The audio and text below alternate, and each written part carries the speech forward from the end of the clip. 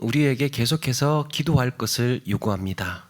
단순히 내 소원 성취를 위해서 기도할 것이 아니라 하나님으로부터 지음받은 피조물이기에, 그리고 구원받은 하나님의 백성으로서 하나님께 마땅히 기도해야 하는 것이다 라고 가르쳐 줍니다. 그래서 우리는 말씀을 통해서 무엇을 구하여야 하는지 분별할 수 있어야 한다 그랬죠. 그래서 기도하는 것도 좋은 것이지만 무엇을 기도해야 할지 분별할 줄 아는 것, 이런 것이 또 중요합니다. 이런 점에서 기도의 중심은 언제나 하나님이 중심에 계셔야 한다라고 했습니다.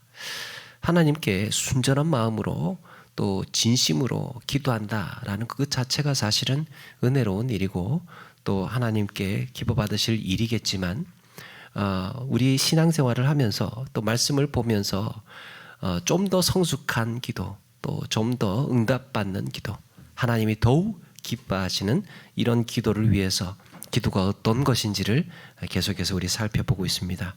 물론 육신적인 필요라든지 또 영적인 필요, 이런 것들을 구할 수 있겠지만, 그럼에도 잠언 기자가 걱정하는 것이 무엇이었습니까? 지난주에 말씀드렸던 나를 가난하게도 마옵시고 부하게도 마옵시고 필요한 것을 양식을 나에게 먹이시옵소서. 혹 내가 배불러서 하나님을 모른다, 여호와가 누구냐 할까 하오며, 혹 내가 가난하여 도둑질하고 내 하나님의 이름을 욕되게 할까 두려워함이니이다. 배가 불러도 부자가 되어도 걱정, 가난해도 걱정인 게 무엇입니까? 내가 이 땅에서 풍성하게 살고 성공한 삶을 사는 것도 좋지만 그보다도 이 모든 삶의 순간들 속에서 하나님의 이름을 욕되게 하는 것은 아닐까? 이 땅의 필요에 내 마음이 빼앗겨서 정말 어리석게도 믿음을 버리는 것은 아닐까? 이런 것에 하나님과의 관계에서 두려움을 가지고 있습니다. 이렇게 계속되는 기도에 관한 질문, 오늘 122번은 우리 주님께서 기도의 모본으로 가르쳐 주신 그 기도의 각각의 간구들이 갖는 의미가 무엇인지를 이제 들여다보게 합니다. 우리 지난 시간에 나누었던 것처럼 주기도문은 6개의 간구로 이루어진다 그랬죠. 이 중에 3가지, 앞에 3가지는 하나님께 하나님의 영광과 관련된 기도입니다. 그 중에서 첫 번째가 오늘 질문이에요. 질문 122번에 보니까 첫 번째 간구는 무엇입니까? 이렇게 질문하고 있습니다. 주기도문에서 우리가 하나님께 첫 번째 간구, 기도의 모본으로 주신 첫 번째 간구.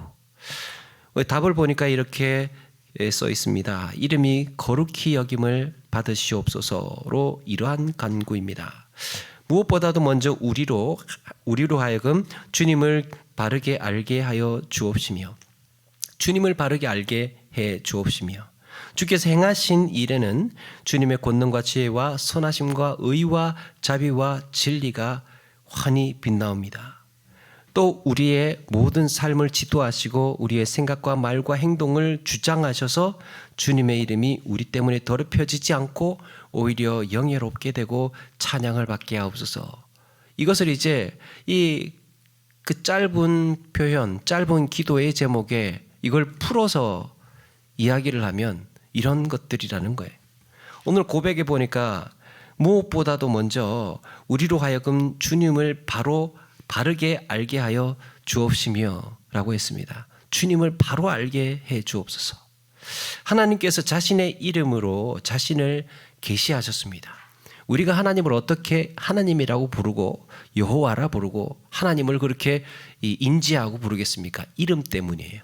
이름을 가르쳐 주셨기 때문에 우리는 하나님을 인지하고 하나님을 부르는 겁니다. 베드로가 주는 그리스도시요 살아계신 하나님의 아들입니다 라고 고백을 하니까 예수님께서 이렇게 말씀하셨습니다. 바요나 시몬아 네가 복이 있도다. 이를 네게 알게 한 이는 혈육이 아니요 하늘에 계신 내 아버지시니라. 하나님의 이름을 어떻게 알았습니까? 주는 그리스도시요 살아계신 하나님의 아들. 하나님의 이름을 어떻게 알았습니까? 하늘에 계신 아버지께서 알려주셨대요. 사람이 안 것이 아니고 이것은 뭐냐? 사람이 이름을 지은 것이 아니라는 거예요. 사람이 하나님을 특정하고 하나님을 알고 하나님의 이름을 지은 것이 아니라 하나님께서 사람에게 가르쳐 주셨습니다. 하나님의 이름은 자신을 나타내는 거예요. 그래서 그 이름에는 하나님이 어떤 분이신지 하나님이 행하신 일이 무엇인지 드러나게 됩니다. 그 이름 속에 하나님이 누구신지 하나님이 행하신 일이 무엇인지 이름 속에 드러나게 됩니다. 우리가 하나님을 바르게 안다는 것은 우리에게 보이신 이름이 어떤지 알아야 한다는 것을 의미해요. 하나님을 어떻게 알아야 할까? 이 말은 바꾸어 말하면 하나님의 이름이 어떤 것인지 어떤 의미인지 이런 것들을 알아야 된다는 거예요. 우리 주님께서 이렇게 기도하라고 하신 첫 번째 간구가 뭐라고 그랬습니까? 이름이 거룩히 여김을 받으시오며. 그렇다면 거룩히 여김을 받으시옵소서. 이 거룩이란 뭘까? 거룩. 성경에 거룩으로 번역된 히브리 단어 코데시라는 말은 잘라내고 분리한다, 잘라내고 분리한다라는 의미가 있습니다. 그래서 거룩은 더러움과 분리된 상태를 뜻해요.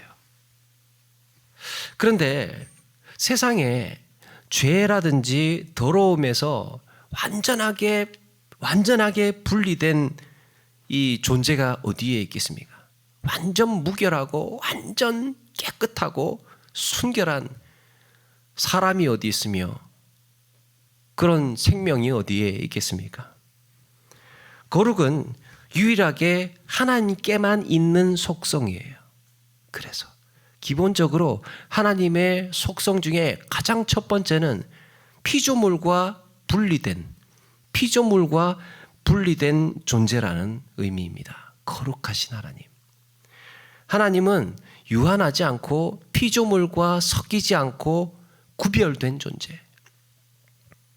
일찍이 이스라엘 백성들은 하나님을 가리켜서 하나님을 이스라엘의 거룩한 자라고 불렀습니다. 거룩한 자라고 할 때는 하나님이라는 그 속성이 거룩이기 때문에 거룩한 자라고 호칭을 할 때는 거기에 하나님이라는 존재가 이미 존재가 되어 있는 겁니다. 하나님 이외에는 거룩한 자라고 부르지를 않아요. 여러분, 그래서 신약 성경을 볼 때도 이 거룩하다라는 표현을 유심히 볼 필요가 있습니다. 거룩이라는 단어가 등장하는데 거룩이라는 단어가 등장할 때 그 주변에는 반드시 하나님이 존재하십니다. 거룩이라는 단어 주변에는 마찬가지로 거룩 그 자체이기도 하고, 그래서 신약 성경에 천사가 마리아에게 예수님께서 성령으로 잉태되실 것을 말씀하시면서 나실 바 거룩한 이는 하나님의 아들이라 그랬습니다. 거룩한 이가 뭐라고요? 하나님이라는 거예요. 거룩한 자, 거룩한 이. 예수님의 사역 현장에서도 귀신들이 예수님을 보고 알아보고 뭐라고 말합니까? 하나님의 거룩한 자라고 표현합니다. 예수님을 정확히 알아보았던 거예요. 당신이 하나님이군요. 사도행전에는 예수님을 거룩하고 의로운 자라고 표현합니다. 그리고 거룩한 종이라고도 불렀습니다. 그러니까 거룩이라는 말에는 피조물과 분리된 죄와 타락과 완전히 섞이지 않는 완전히 구별된 존재라는 것을 의미하는 거예요. 이렇게 거룩은 하나님의 속성 중에 가장 중심에 있는 표현입니다. 거룩하신 하나님. 레위기 19장 2절에 하나님은 모세를 통해서 그의 백성들에게 그들이 앞으로 살아갈 법도와 규례를 말씀하시면서 이스라엘 백성들에게 이제 어떻게 살아가야 할 것인지를 가르쳐 주시는 가운데에 가장 먼저 명령한 것이 있습니다. 레위기 19장 2절에 보니까 너는 이스라엘 자손의 온 회중에게 말하여 이르라. 너희는 거룩하라. 이는 나 여호와 너희 하나님이 거룩함이라. 너희는 거룩하래요. 그게 어떻게 가능하다고요? 나 여호와 너희 하나님이 거룩하기 때문이다.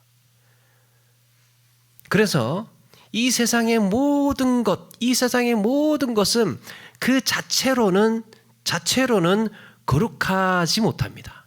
거룩한 존재가 없는데 거룩하신 하나님과 관계될 때만 거룩하게 될 수 있다는 거예요. 우리가 하나님과 관계를 가질 때, 관계를 맺을 때 거룩하게 되는 줄로 믿습니다.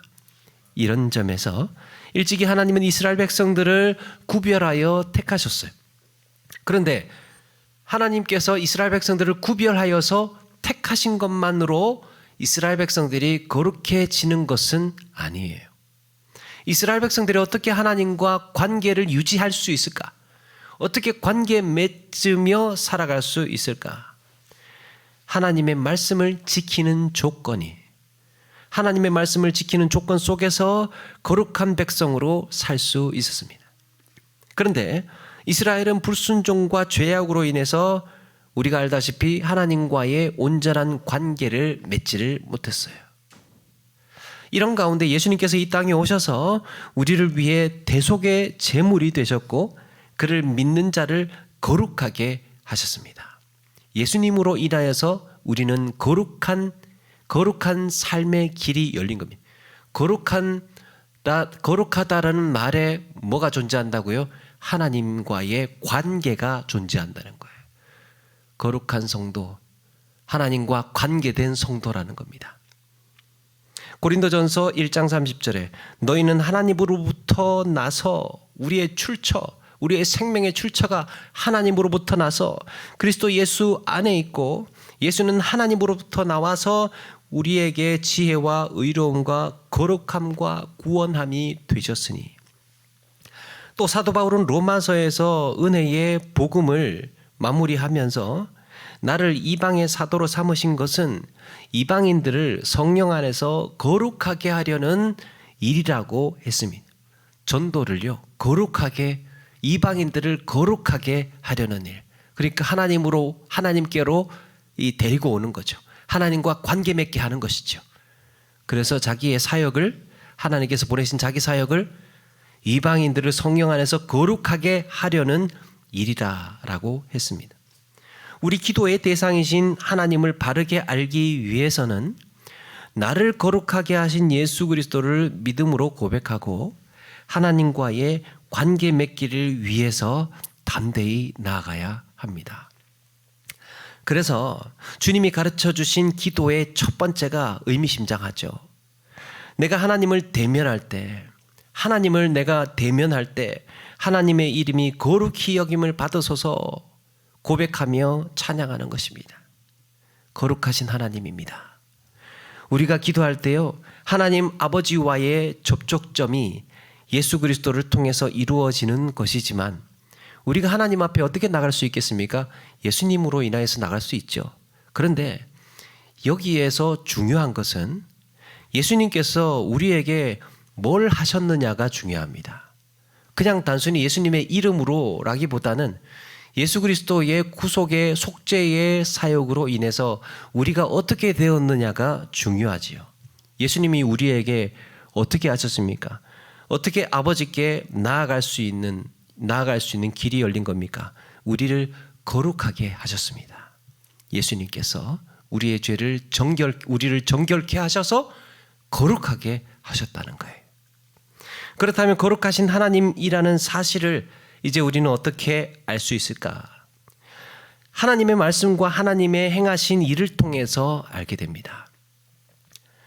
거룩하신 하나님이라는 사실을 어떻게 알 수 있느냐? 하나님의 사역, 하나님의 행하신 일에는 하나님의 거룩이라는 속성이 그대로 묻어납니다.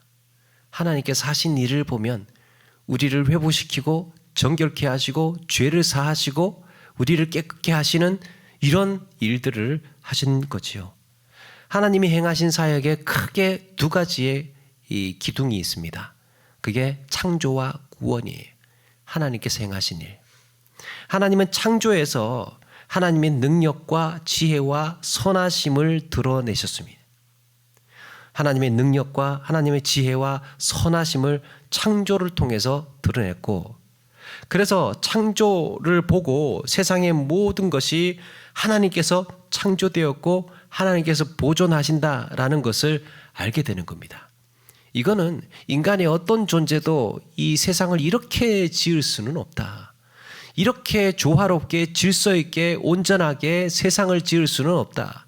그래서 세상을 가만히 들여다보면 하나님의 능력과 지혜와 선하심을 보게 되고 알게 된다는 거죠.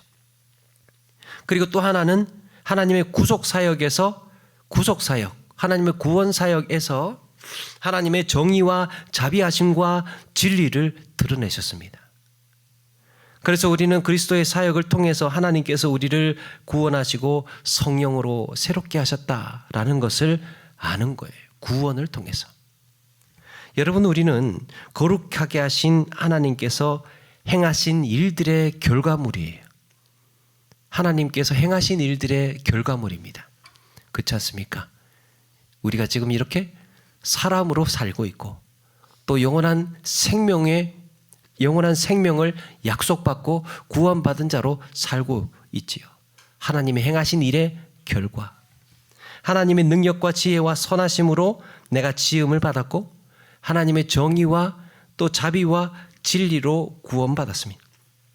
놀라운 작품을 보면 우리는 이 작품에 대해서 참 경탄을 합니다. 야, 기가 막히다. 어떻게 저렇게 누가 저렇게 만들었을까? 그러면서 이 작품을 만든 예술가를 찬사를 보냅니다. 예술가에게 박수를 보내죠. 야, 누가 저렇게 했을까? 마찬가지로 우리는 하나님에 의해서 내가 지음을 받고 사람이 이렇게 만들어지고 또 구원을 받았음을 아는 지식으로 하나님께 경의를 표하고 찬양할 수 있어야 됩니다. 그러기 위해서 기도에 앞서서 하나님께서 원하시는 바가 뭔지를 알아야 돼요. 하나님이 우리의 기도를 통해서 확인하고 싶으신 것은 우리의 마음입니다. 우리 마음의 중심. 하나님은 기도에 응답하시기 전에요, 은혜 받을 만한지를 가려내셔요. 먼저 기도에 덥석 응답해 주시지 않고 은혜 받을 만한지를 먼저 가려내신다는 거예요. 그러니까 우리의 마음의 중심에 뭐가 있는지가 중요하겠죠. 그리고 때로는 구하지 않은 것까지 하나님께서 주시기도 합니다. 여러분, 어떻게 이런 일이 벌어질까? 기도하지 않았는데, 딱히 구하지 않았는데 자동적으로 이루어지는 것이 있습니다. 여러분, 높은 수준의 관계는요, 깊이 있는 친밀함의 관계에서는 말하지 않아도 채워지는 게 있어요. 무슨 말인지 아십니까? 깊이 있는 관계는 굳이 조르지 않아도 해결되는 것들이 있어요. 아주 친한 사이, 아주 친한 관계에서는 굳이 내가 요구하지 않아도 채워지고 해결이 되는 것들이 있습니다. 하나님과의 관계에도 그런 것이 있다는 거예요. 중요한 것은 우선순위입니다. 우선순위. 무엇을 먼저 구해야 되는 건가? 뭐가 중요한 건가? 하나님과의 관계에서 무엇이 중요한가? 이걸 아는 게 중요합니다. 여기서 솔로몬의 기도에 매우 중요한 기도의 포인트가 있다고 생각합니다. 솔로몬이 왕이 되면서 1000번제를 드렸지요. 그날 밤 하나님이 찾아오셔서 내가 네게 무엇을 주랴 라고 하니까 솔로몬은 고민도 하지 않고 하나님께서 맡기신 백성 하나님의 뜻에 따라 의롭게 재판할 수 있도록 지혜와 지식을 달라고 했습니다. 왕의 중심의 고민, 툭 때리면 바로 답이 나오는 그 마음의 중심에 있었던 것. 하나님이 주신 이 많은 백성, 어떻게 하나님의 뜻대로 의롭게 내가 재판하고 분별할 수 있을까? 하나님, 지혜와 지식을 주십시오. 그때 하나님께서는 좋다, 내가 지혜와 지식을 줄게 라고 하시지 않고 솔로몬을 칭찬부터 하십니다. 이런 마음이 네게 있어서 부나 재물이나 영광이나 원수의 생명 멸하기를 구하지 않고 장수도 구하지 않고 오직 내가 네게 다스리게 한 내 백성 재판하기 위하여 지혜와 지식을 구하였으니. 하나님은 솔로몬의 마음의 중심을 확인하셨습니다. 하나님은 솔로몬의 마음의 중심을 확인하신 후에 지혜와 지식을 주겠다라고 하시고 거기에 더해서 부와 재물과 영광도 주겠다라고 말씀하셨습니다. 너희는 먼저 그의 나라와 그의 의를 구하라. 그리하면 이 모든 것을 너희에게 더하시리라. 우선순위를 알 때 나머지의 것들은 자동적으로 구하지 않더라도 자연스럽게 풀리는 것들이 있다는 거예요. 실마리 있지 않습니까? 실마리. 정말 삶에서 엉켜있는 복잡한 실타래가요. 실의 끈앞을 하나만 잘 당기면 여러 가지 모든 것들은 그냥 술술술술 풀리는 일이 있잖아요. 하나님과의 관계도 그런 것 같아요. 실마리가 무엇인지를 찾아야 합니다. 그런데 이것을 반대로 한번 생각을 해보면, 반대로 본다면 하나님께서 솔로몬에게 무엇을 줄까라고 했을 때요, 이건 가정이에요. 솔로몬이 만약에 하나님 부와 재물과 영광과 원수의 생명 멸하기를 주십시오 라고 했다면 하나님께서 어떻게 반응을 하셨을까? 그런 건 좀 곤란해 라고 하시면서 그냥 하나님께서 그거 안 들어주시고 떠나셨겠습니까? 소원 들어주시겠다는 뜻으로 무엇을 줄까 물으셨기 때문에 들어는 주셨을 거예요. 하나님 저 부자 되고 싶습니다. 재물을 많이 주십시오.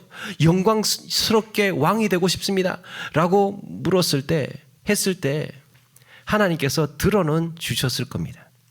근데 중요한 건 그 다음이에요. 이런 마음이 네게 있어서 내 백성 재판하기 위하여 지혜와 지식을 구하지 않고 부와 재물과 영광과 원수의 생명 멸하기를 구하였으니 내가 너에게 지혜와 지식도 주마라고 하셨겠습니까? 제가 좀 길어서 이게 좀 길어서 그런가요? 길어서? 제가 이거 뒤집은 거예요. 뒤집은 거. 그러니까 부와 재물과 영광 주기에, 그리고 내가 너한테 내 백성 잘 다스리라고 지혜와 지식도 줄게, 이렇게 하시지 않는다는 거예요. 만약에 그렇게 기도했다면 솔로몬은 그날 지혜와 지식을 얻지 못했습니다. 어쩌면 솔로몬을 왕으로 세우신 것을 후회하셨을지도 몰라요. 후속타가 없어요. 간절히 붙들고 하나님께 구했을 때 그것 딸랑 이루어지는 정도로 기도의 응답이 끝날 것인가? 아니면 제대로 하나님께 간구하고 붙들고 기도했을 때에 나머지의 기도의 응답의 여파들이 술술술술 그 뒤로 계속해서 연쇄 반응으로 일어날 것인가? 그건 내가 무엇을 간구하느냐에 따라서. 제가 중학교 2학년 때였던 것 같습니다. 부흥에 가서 들었던 이야기가 저는 참 오래 뇌에 새김이 된 것 같아요. 이 이야기가 아주 오래전 이야기입니다. 한번 했을지도 모르고. 그런데 어떤 장로님, 신앙이 아주 신실한 장로님에게 아들이 하나 있었는데요. 이 아들이 이제 6개월인가 1년인가 미국에 공부인지 연수인지 그렇게 가게 됐어요. 그런데 이 아들이 맨날 놀기만 하고 막 다니면서 뺀질뺀질하면서 가만히 보니까 이 아들이 미국에 가서 전혀 성경을 볼 것 같지 않더래요. 아무리 생각해도 얘가 미국 가면 맨날 놀러만 다니고 막 한참을 그렇게 있다가 오지 성경 볼 애가 아니에요. 고민을 하다가 얘가 쓸 용돈을 성경책 곳곳에 꽂아 넣어서 성경책 곳곳에 지폐로 꽂아 넣어가지고 그걸 이제 아들에게 주면서 너 미국 가면 꼭 성경 읽어라. 요걸로 읽어. 다른 거 보지 말고 이걸로 가지고 성경 읽어. 아빠랑 약속하자. 꼭 약속하자. 그러니까 아들이 걱정 마세요. 열심히 읽을게요. 그러면서 그 책을 받아갔다네요.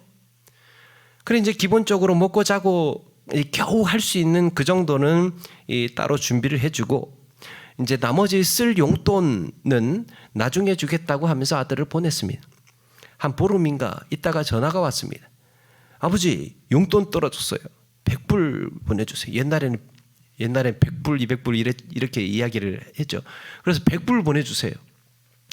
옛날이니까요. 이것도 엄청나게 좀 그때는 큰 돈이었습니다. 그러니까 아빠가 너 요즘에 성경 읽냐? 그러니까 용돈 보내달라는데 무슨 성경이에요? 벌써 다 읽었어요. 그거 아버지가 주신 거 다 읽었어요. 그러니까 100불 보내달라고 하니까 아버지가 그러면 잠언 어디에 몇 장을 한번 봐라. 그러고 끊었어요. 일주일 있다가 돈 또 안 보내주니까 전화가 또 왔습니다. 아버지 급해요. 이번에 200불 보내주세요. 그러니까 그러면 시편에 몇 장을 봐라. 또 그렇게 이야기를 했답니다. 그리고 또 끊었어요. 그렇게 돈을 보내달라고 하면 성경 어디에 보라고만 하고 돈을 안 보내줬답니다. 이 아들이 미국 가서 아무 데 또 놀러 못 가고 돈 한 푼 못 쓰고 방 안에만 틀어박혀가지고 쫄쫄 굶고 있다가 간신히 돌아왔답니다. 나중에 보니까 그 성경책에 수표까지 합해서 1,500불이 여기저기에 꽂혀 있었다는 거예요. 오래전 이야기라서 이 정도면 펑펑 쓰고 올 수 있을 정도의 시절이었습니다. 돈을 이제 얼마 달라고 하면 그 얼마가 예를 들어 100불이 잠언 거기에 꽂혀 있었고 200불이 시편 거기에 꽂혀 있었고 그렇게 했는데 아버지가 얘기한 그곳에 다 넣어두었는데 심심해서라도 한번 들춰볼 텐데 성경책은 손에 대지도 않고 놔두다가 성경책 그 꽂혀 있는 돈 하나도 못 쓰고 그대로 그냥 갖고 왔답니다.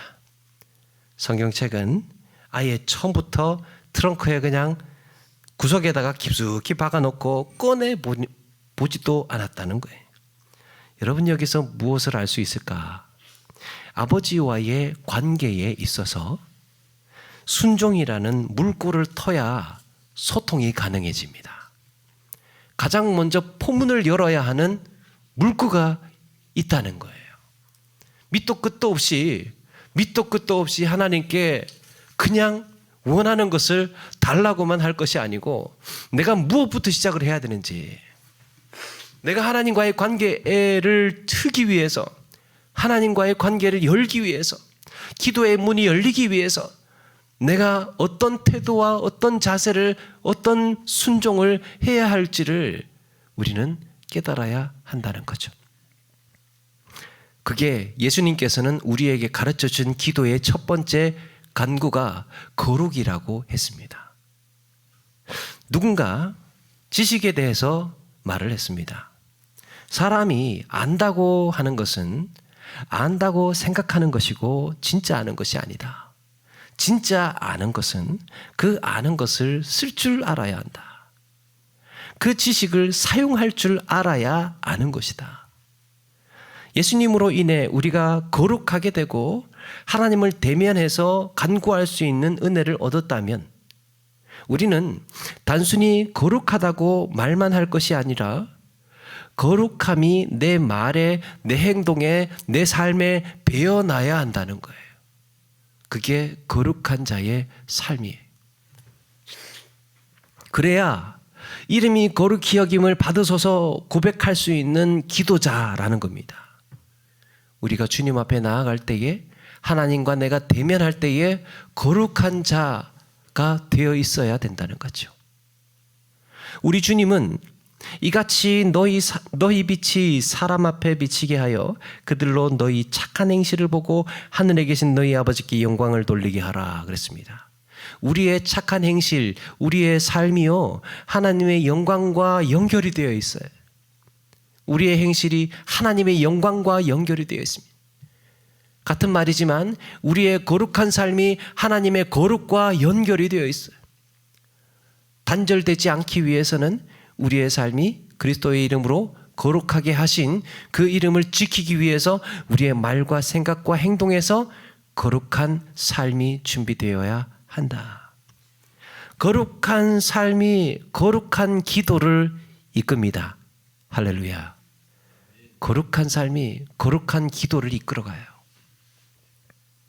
우리 입술의 고백만이 아니라 우리의 행실과 삶을 통해 하나님의 이름이 거룩히 여김을 받으시도록 애써야 할 줄로 믿습니다. 우리의 말과 행실, 우리의 삶이 거룩하지 않은데 그런 자가 하나님의 이름 거룩히 여김을 받으시옵소서라고 어떻게 기도할 수 있겠습니까? 이것이 죄인을 성도로 만드신 하나님의 목적이에요. 거룩한 삶과 기도는 연결되어 있습니다.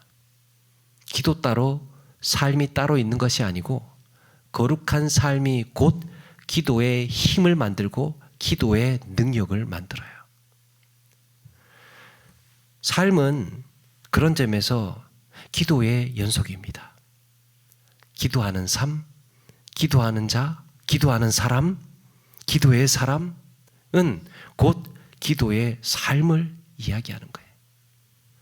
삶과 기도가 이렇게 연결되어 있어요. 그래서 여러분, 거룩한 고백, 거룩한 기도가 매일의 순간에 말과 행실로 이어진다는 것을 기억해야 하고, 반대로 거룩한 삶과 또 거룩한 말과 행실이 모여서 그것이 힘이 되고 발판이 되고 준비가 되었을 때에 힘 있는 기도, 능력이 있는 기도로 나아갈 수 있음을 우리에게 가르쳐주고 있습니다. 하나님과 관계 맺기 위해서는 이 거룩이 그만큼 중요하다.